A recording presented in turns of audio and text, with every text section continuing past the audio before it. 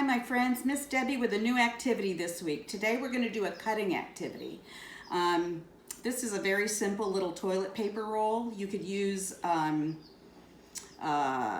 paper towel roll if you have them. I don't have them. I don't have any paper towels. Or you could use an old wrapping paper roll and cut it. Anyway, this is just a little guide that we're making. Usually we try to have the teachers all have a model for the kids to work off of. If you don't have to, that's fine. You can help them with it. So what I'm just doing is I'm going to take my toilet paper roll, and I don't have any crayons. All I have are Sharpies and things like that.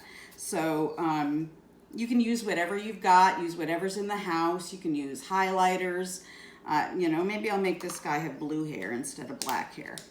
You can use whatever you want. And I just went like this. You can have your child do that. You can do it ahead of time if you don't think they can do it. They can just color it with crayons. Whatever you want. It doesn't come out very blue on this, but that's okay. I'm an occupational therapist, but I am not very artistic. I just follow other people's ideas. If you're really artistic and you want to make this cute, go right ahead. But I always tell the teachers and the aides, the idea of making these activities is the process, not the end product. If it turns out looking weird, that's fine. It's the process of teaching the children to do something rather than making a beautiful product. So now that we've done that, I just want to talk a little bit about putting scissors on. This is a big deal. We talk.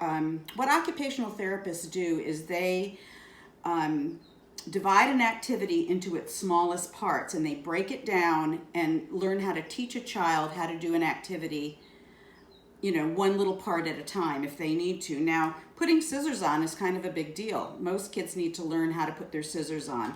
Now, if I have a child who's never really used scissors, then what I'll do is I do some kind of a verbal thing with them, and I'll say like 3 fingers in the big hole, thumb in the little hole. Something that they can remember, and I say it the same way every time. 3 fingers in the big hole, thumb in the little hole, and then we sing an open, shut them song.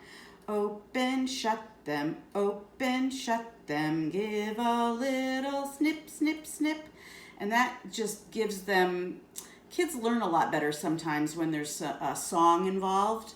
And initially I'll start out with a child who's never really used scissors, and I might have them just snip straws or snip an index card, snipping. Okay, then we want to move on to cutting a head. Sometimes kids just want to snip and pull. And I've learned how to do that, and then they just snip, snip, snip. I have to really teach them how to keep going forward, because once they snip and pull, it's hard to get back into their spot again. And then we have them cutting along a line to be able to control the scissors laterally side to side. And we always talk about keeping your thumb up to the ceiling. Keep your thumb up, because a lot of kids want to cut like this. And if they cut on an angle, then the paper gets caught in between the blades. Another thing about scissors is I just got these at Walmart. I just put them on my shopping list, and I went and picked up my load last week. These were like $1.88. They're Fiskars, they're preschool scissors, they're nice. You want to make sure your scissors, the blades are sharp enough to cut, and you want to make sure that there's not too much play right in here, or there's a little screw here you can tighten, just to make sure that the paper isn't getting caught between the blades. And also, if your scissors are really hard to open and close because maybe they had glue on them or whatever, cleaning them is good. Or I'll use some WD-40 right at this joint to make them easier to open and shut for kids.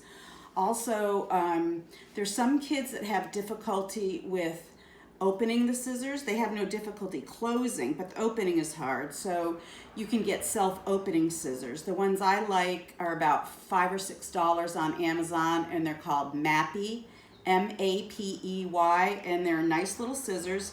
They just have a little thing right here, a little spring that makes the scissors open by themselves. And then you can switch that spring off to make them into regular scissors. Sometimes I'll try to start out a child using the self-opening scissors if they can't get that open and close idea. but I try not to keep them on them for very long unless they have, you know, some kind of a motor problem, rather than just not knowing how to do it, because you don't want them having to have separate special scissors when they go into kindergarten. We can accommodate that in preschool really easily, and they can accommodate it in kindergarten if needed, but there's less supervision. So we want them to be able to use regular scissors as much as possible. So that being said, so we're going to take this toilet paper roll, and it's a great thing because we're using two hands. They have to learn how to stabilize something with this hand and do something with this hand. So this is a kind of a harder bilateral skill. When they get into where they're cutting out objects, then this hand has to move also. So basically what they're doing is they're holding this roll and they're just cutting little. And if your child wants to go crazy on this and just cut it all up, that's not a big deal either. Like I said, it's the process. It's not what you find it, what happens at the end. You know, if they just want to go crazy and cut this all up, they're still practicing cutting. It doesn't matter. So this is the hair. And you probably won't believe it, but I could not find one piece of glue in this place. And like I said, I don't have little kids. I do have these little pom-poms that I bought for another activity. You could glue, if you have pom-poms, you could glue them on eyes, nose, mouth.